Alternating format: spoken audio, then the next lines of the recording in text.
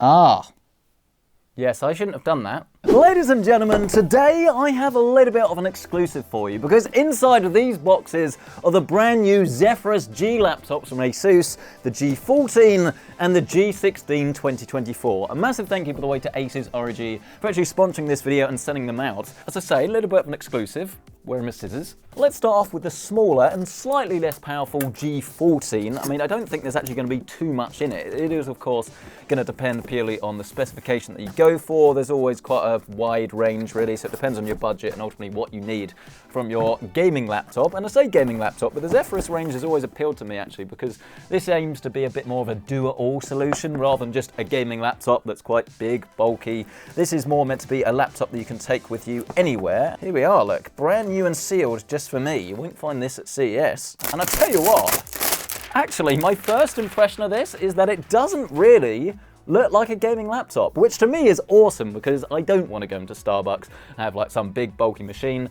And granted, when I do go to a lot of meetings and things with a lot of press from various different sort of outlets, it does always look a little bit silly when they turn up with a huge gaming laptop as their day-to-day machine. But if you came to the office or the coffee shop with this, then you are going to get looks, but certainly for the right reasons, because this, as I say, does not instinctively resemble a gaming laptop, more even like an Ultrabook. This thing is ridiculously thin. I mean, when have you ever really seen a gaming laptop like this? It's worth noting that the G14 is going to be AMD. This is up to, well, it's the new 8000 range of mobile processors, whereas you go for the G16, then you get Intel's Core Ultra. And again, specifications will vary, but hopefully both will have very good performance. I mean, let's get this under the overhead so you can almost share my first impressions with me. Definitely a thing of beauty now, isn't it? But let's see if this actually has any battery. No. I have a feeling that the irony with this, by the way, is that the power brick is probably going to be a fair bit thicker than the laptop itself. And it certainly does seem to appear that way, doesn't it? I mean, this is a 180 watt power brick. So obviously that's going to be shared between the GPU and the CPU and I suppose everything else that goes onto the laptop itself, but it's not going to be as big as the one you'll find in the larger G16. And this does actually go up to a RTX 4070, whereas this does go all the way up to a 4090. Again, the CPUs and things will be completely different, but you can power both of these rigs over a USB-C cable as well. So if you do want to use this as more of a traditional laptop, you don't actually have to carry this around with you. Just be aware that obviously you won't be able to get the full power into this if you're going to be properly, or I suppose fully utilizing this, or maybe you just want to play games. It's definitely worth noting that the power cable on this is proprietary. It looks like USB-C, but it's ever so slightly thicker, but it is also reversible, so I don't think there'll be a huge amount of issues there. Connects on the right-hand side just like that. Next to it, you have HDMI 2.1, which is going to be great for 4K 120 output, which is becoming more and more common these days, especially if you've got a high-end television. Then you've got a 40 gigabits per second USB-C. Is that a 10? Yes, a 10 gigabit per second USB 3, headphone, microphone combo jack. Then on the other side, you've got a micro SD. Would prefer that it was full size, but I understand space is always a bit of a limitation. Then you've got another 10 gig USB-A and a 10 gig USB-C with DisplayPort output as well. And to be fair, for a laptop this thin, that is actually a fair amount of ports. Obviously, the main one that's missing is going to be Ethernet, which if you're a die-hard desk gamer, you probably will want to get an adapter. But as we know, 50% of us use Wi-Fi for gaming anyway, so I don't think it's actually going to bother too many people. It's always nice to see ports at the back that we don't have here, but again, this is a really slim laptop, so I don't think that was ever going to happen, and so you've got some ventilation down the side. But now that this does have some juice, I think we can open this up and actually see what we have on offer. And there is actually some lighting on the back here as well. He says, and then it doesn't come on. Where have you gone? Maybe Asus are actually being sensible and they don't have the RGB unless you plug it in. There you go. And I don't know this for sure, but I would assume that there's probably a way to customize this so that your charge level can actually be displayed on the back, which is quite good. It's a bit of utility from what would otherwise be a gaming-centric feature, but that's pretty cool. Gonna make yourself stand out, but obviously not a reason to buy this device. But the whole thing just comes alive, really. You've got this lovely RGB keyboard, and even just signing into the Windows and using this pretty large trackpad, actually, and all of the Windows gestures and things work really well on this. This is definitely a premium laptop that is gonna compete with the likes of the MacBook. I mean, the whole point, really, of something like this is that you get all of the utility of a gaming PC, but then in the form factor of something like a MacBook. And whoa, hang on a second. I was going to move on to the G16, but I've just realized I've missed out the best feature perhaps about this laptop, which is both of these have high refresh rate OLED screens. 240 Hz on the G16, whereas this one, I'm going to guess 144. Oh, I'm wrong. I'm sorry, guys. I've let you down. It's 120. Ah. On this topic though, I do actually want to draw your attention to quite a big difference between these two laptops. I don't think it's going to make drastic difference to anybody, but a lot of people won't understand it, so let me explain.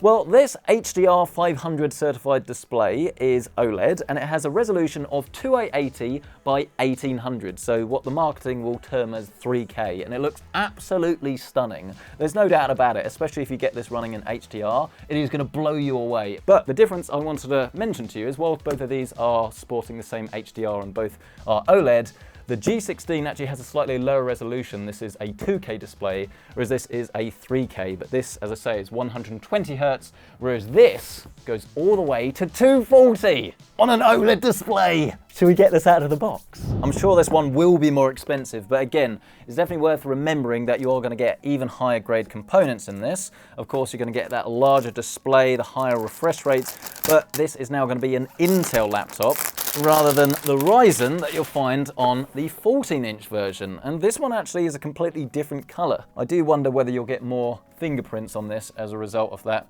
more metallic finish, but especially on the inside, that looks really cool, doesn't it? It's so thin again. It really does blow my mind, really, how you can get so much power into something as thin as this. And the cool thing actually about these new Intel laptops is that they come with the, oh God, what's it called? The low power efficiency cores. And I should know this because Intel actually took me on a little press trip to Malaysia last year where I got to see these new Meteor, almost said Alder Lake, these new Meteor Lake CPUs actually being manufactured, and it was genuinely one of the best things I've ever seen. Massive thank you to Intel for actually making that possible, because that was so cool to see all these little chips being sort of scanned in and then sort of fused together with their new process. Really, really cool. But what it actually means to you, someone that might consider buying a laptop like this, is with these lower power efficient cores, it means that if you're going to use this as more of just a general laptop and you want to have it as like an email machine during the day, then you should actually get significantly better battery life as you get two of these low power efficiency cores baked within it on top of the usual efficiency and then performance cores. I mean, actually, of all the things that we've got going on here that we could start to talk about, the thing that's actually grabbed my attention first is how relatively lightweight this is, because compared to the 14, there's not actually a massive amount of difference. This is deceptively light. I mean,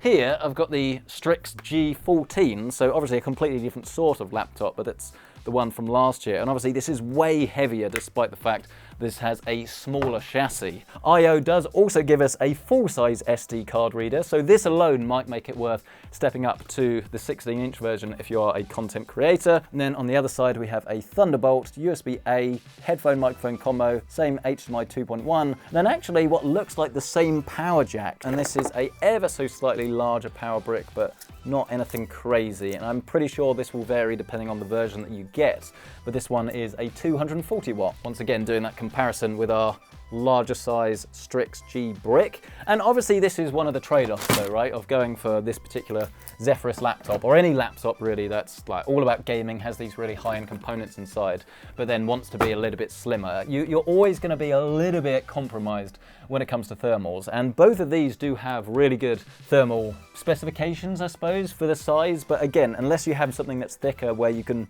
just use physics to get rid of that heat a little bit more easily, then obviously the compromise is going to be on the power. So you can go for an RTX 4090 on the larger size 16-inch version, but no, it is going to be limited to, I think it's 115 watts rather than the 150 watts that you can get on like a top spec thicker gaming laptop. So this is going to be a compromise, but obviously if you're willing to accept that for, let's be honest, what is a far more useful product day to day, then I can see the appeal. I mean, to be fair, I don't know if I'm actually allowed to do this, but how about we take the larger size laptop apart and then we can show you inside what the cooling system actually looks like. But just in case I can't and this bit gets cut from the video, then both of these do share a very similar design when it comes to the cooling, but the higher end versions of the 16-inch version do get a vapor chamber, which is going to help with thermal conductivity, reduce noise, but then both of them also use the new ARC 2 cooling system. Let me just check my notes. 2nd gen arc flow fans. Woo! And this bit doesn't really matter, by the way, but you should note that we have star-headed Torx screws on this, so not your standard Phillips crosshead that you'll find on some laptops. But again, remember this is a pre-production model, so I guess there could be some changes by the time you sort of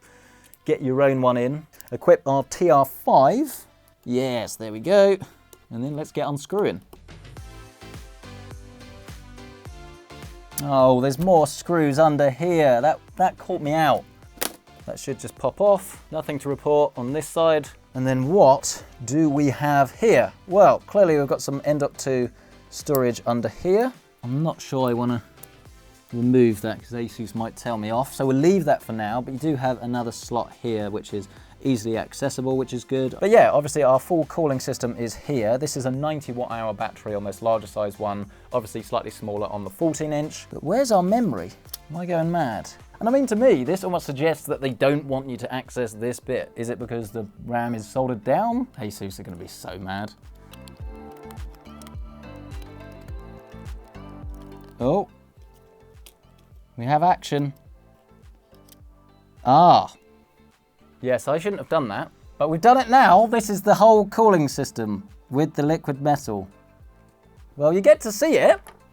I mean, that still doesn't explain where the RAM is, does it? I guess it's on the motherboard itself, which makes it even faster and you have lower latency, but obviously means you can't do a user upgrade. It's good that I've done this, so you don't have to go through all of this yourself. Turns out the bits that they make easily accessible are more easily accessible because you're not going to be upgrading this bit. Am I going to have to replace that liquid metal now? Probably. But here we have our powered on G16, and initial impressions again, very, very premium. I mean, there is a little bit more flex, I'd say, in this one, purely just down to the larger size, but the body is very rigid, and I think you'll be very impressed if you do end up spending a fair chunk of money on this, that you are getting a very premium device. It's the screen that will hit you straight away. Again, I mean, OLED, as I say, HDR, 500 nits, true black. It's going to be phenomenal, right? And if you are a creator, then this goes up to DCI P3, 100% of that color space, which is pretty cool. And because again it's OLED, you've got the true black, so everything really does pop out. All of these fireworks here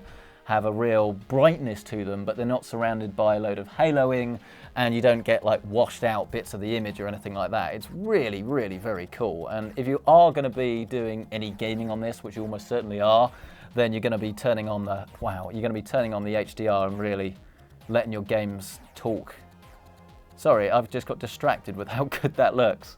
I mean, all of that LED neon signs and Vegas, very topical. But both of these actually now come with NPUs, and it's going to be a bit of a watch this space moment, really, because this is all about AI. Essentially, the principle is to accelerate any AI workloads that you're doing. So especially like Adobe Suite or many other things that will come and start to take advantage of this. Personally speaking, I wouldn't say this is a game changer today, but even over the next year or so, it's going to be huge, because if you think now, most laptops or most new laptops that AMD and Intel will sell will support these AI functions. It's not going to be long before developers really do start to take full advantage of them. So that is pretty cool. If you are going to be video editing, then obviously a larger screen is always going to help you a lot. But purely in terms of gaming, then I think if it was me personally, I would look at the 14-inch version and then look at maybe getting an external display as well. Then you get the full best of both worlds. Whereas if you want one laptop that's going to do everything and you're going to game on this screen all of the time, then clearly going for the 16-inch is going to make a lot of difference. But until we actually test all of the benchmarks, the gameplay, thermals, acoustics, we can't say for sure which way you should go. But the screens alone make these really, really interesting. Obviously, all of the extra specifications from the CPU as well. There's definitely a lot more to look at. So do get subscribed if you're not already for the full review of these devices when they land in the studio. And if you do want to check out current pricing on anything that is featured in this video, then I will leave links to everything as soon as I can with my affiliate links listed down below. Let me know your thoughts down below. Which way would you go? Do you think these new laptops are cool? What do you make of the OLED screens? And we'll catch you in the next one.